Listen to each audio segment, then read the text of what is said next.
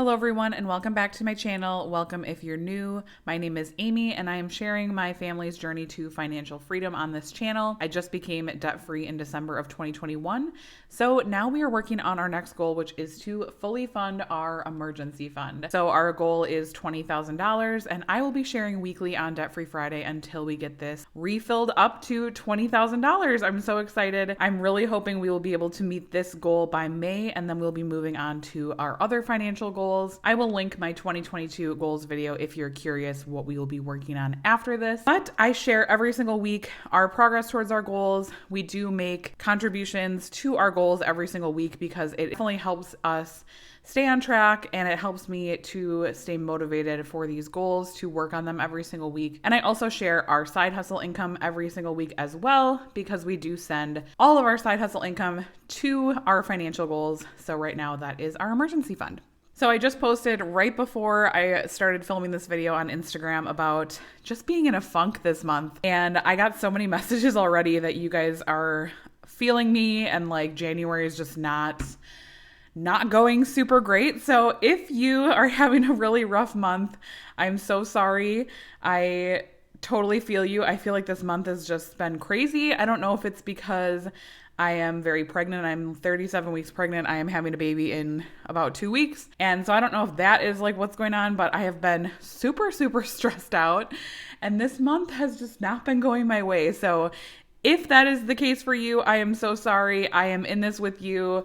Leave a comment down below and let me know how the month is going. I hope that it gets better for all of us if you are in the same boat as me. But my goodness, I am done with January, and it also has felt like the longest month ever. I feel like it should be illegal to be in your last month of pregnancy and it be January at the same time because I feel like January is already a long month and we all know the last month of pregnancy is like 900 days. Let me get Debt Free Friday set up and then I will come back to kick off the video.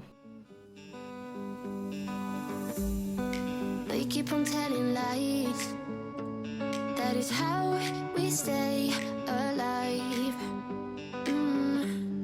So you know that I don't mind about what is wrong. Right, so like I said, our current goal is to fully fund our emergency fund, which is $20,000. I did get a few questions on this about just how we came up with the $20,000 or if I feel like that's a good goal for other people as well. So the way that we kind of had come up with this is just looking at our bare bone expenses. So we looked at our budget and like our mortgage, heat, food, but not like dining out. So I basically just took anything that we could cut out in an emergency. So like if one of us lost a job or, something major happened, we would not be, doing extra like spending or eating out. We would be, in crisis mode and just surviving. So we basically took what our bare bone expenses were and I kind of times it by like 5 to 6. I think our bare bones was like between 3,000 and 3,500. So it was roughly 20,000. I just picked 20,000 as like a good, just like a flat, clean number. I didn't want to have like 21,000 or 19,500 or whatever. So that is kind of how we came up with that. I feel like that is a really comfortable number. And I do feel like it's pretty common too. I know a lot of other people have had a $20,000 goal. I feel like that's just a good amount of money to have in savings for an emergency. We do keep our emergency fund as well as our sinking funds in the same savings account. So we actually will pretty much at all times have more than this just because we always have money in, some of our sinking funds and stuff. So this is kind of like just a number. And then, obviously if there was an actual emergency, we were having to pull from this, we would also be able to access those sinking funds in the emergent situation if we needed it. That is just my little bit of explanation on how to do that. I would recommend having 3 to 6 months of expenses, kind of depending on what feels comfortable to you. You could definitely have more than that. I know some people have up to like a year of expenses. We tried to find like a good middle ground between not having too much money in savings because with inflation, especially right now with how high inflation is, money sitting in a savings account, even a high yield savings account, is losing money. So you want to try to find a good balance of like not having too much in there, but also not having not enough if you were to be in a situation where you need it. That's just what feels comfortable to us. Hopefully that makes sense. Let me know in the comments down below, what is your goal for a fully funded emergency fund? I would love to know. I think it's so interesting how other people approach their emergency funds, and I find it just really interesting to talk about. So let me know, what is your goal? Obviously, it also can depend on like how many kids you have and, you know, what your living situation is. You know, if we lived in an apartment versus owning a home, we would probably have a little bit less, just because, you know, there are more things that could happen when you own a home. Don't get me started. We have had a lot of those things happen in our house, like furnace going out, you know, things like that. So not always fun being a homeowner, but anyways, I digress. Let's get to the starting balance for this week. So if you watched Debt Free Friday last week, we ended with a balance of $5,921, which was at 29.6% funded. We were able to send $750 again this week. That is also what we sent last week. I try to kind of like even it out over the whole course of the month. So I typically, when I do my budget, if you guys have watched my budget videos, I have a good idea of like what roughly we'll be able to send to debt, not to debt.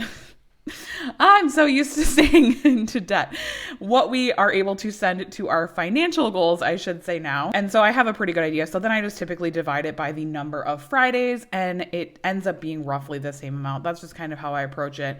And then some weeks we do have more, like if we have a lot more side hustle income and stuff. So our goal this month was to send about $3,000 to savings, which would be about $750 per week. That is what we sent for this week. That leaves our ending for the week at $6,671, which is at 33.4% fully funded. It is so much more fun now to see these percentage increases now that we are doing the emergency fund versus our debt, because if you remember, our debt starting balance was over $130,000.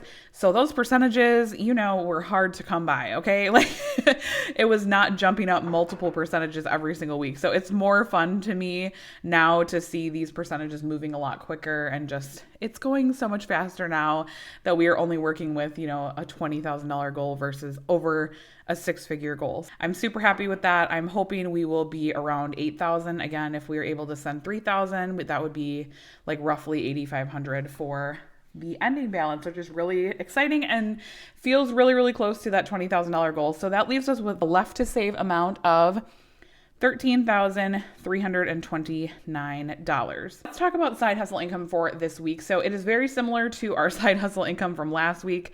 Kind of boring. Didn't have a ton going on with side hustles again this week. Like I said, I am 39, not 39. I am 37 weeks pregnant. So I am not like, you know, going out and doing Instacart or like DoorDash or any kind of like crazy side hustle right now. Y'all, I can barely get out of bed in the morning. I am trying to still do some side hustles that I can from home. So this week we did get $20.09 from Etsy. Thank you guys so much if you bought from my Etsy shop. I do have the emergency fund tracker in my Etsy shop, as well as some other printables that I share on my channel. So if you guys are interested, I always have that pinned in the comment and in the description box below. So we earned $28.09 from Etsy this week. And then I also got, well, actually, my husband got $20 from Servers on the Go. He actually had a product review that finally paid out this week. He tried like a deodorant or something. I don't know. He ended up really liking it, so that was cool. Sometimes the product reviews are products that we don't end up really liking, but he really liked the deodorant, so that was cool. We kind of found like a new brand that he wants to try out. That was awesome, and he got paid $20 for that, so no complaints over here. Brings our total for the week to $40.09. So again, pretty close to last week. I think last week was like 50 something, so pretty close, which is awesome. I did want to mention, because I got a question last week about, since I am pregnant, like, will I be continuing to post? Am I going to take a break?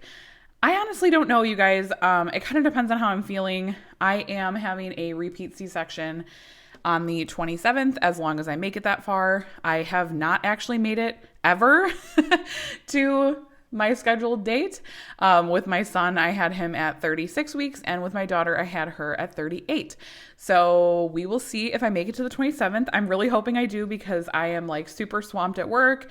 I have a ton of stuff I need to get done around the house before we have the baby. So I'm really, really hoping that he cooperates and stays in there until the 27th. It kind of depends if I am able to stay pregnant until the 27th. I do have some videos that I plan on filming in the next week or two that will be like a little bit pre-filmed. So I probably won't be taking a huge break, but I'll let you guys know. Definitely keep an eye on the community page if you don't have Instagram, or on Instagram. I will definitely be updating you guys in like more real time on those platforms. I will try to update on the community tab as well on YouTube, because I know some of you guys don't have Instagram. So we'll keep you updated. Keep me in your thoughts these next couple of weeks. I'm really hoping that I have a smooth delivery. This is my third C-section, so I feel like I am mentally prepared, and I'm hoping that I have a very smooth recovery. My last C-section went amazing. It really was like night and day from my first, which was an emergency C-section. My planned C-section last time was way better, and my recovery was really good. So I'm hoping that that is the case again. As of now, I am not planning on taking a huge break. I will be on maternity leave from my job, so I actually will probably have more time to film. It'll definitely be different with having a baby at home, obviously, but as far as like having the time to set aside to be here and be able to film, I'll actually probably have more time. You just might hear a baby in the background. So if you don't mind that, I will probably continue to film. I might take like a week or two off. It really just depends on how the recovery goes. So stay tuned. I will keep you guys updated on that as I have more information soon. Let's go ahead and get this sheet colored in for the week. So I am going to be coloring in 2 ambulances this week to represent our $750 payment, and then I will come back to close up the video. We keep moving in different rhythms. Still, I know what you feel.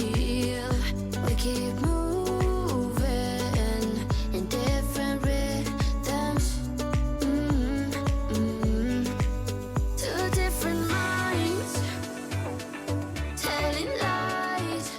That's how we stay. So that is done for this week. I also did want to mention, because I thought it was funny. So when we became debt free, I finished coloring in my debt free trackers that we used to post on our fridge, and my husband was like, finally, we have a clean fridge back, like we don't have to have these, charts posted anymore. And I was like, no, I have an emergency fund chart now.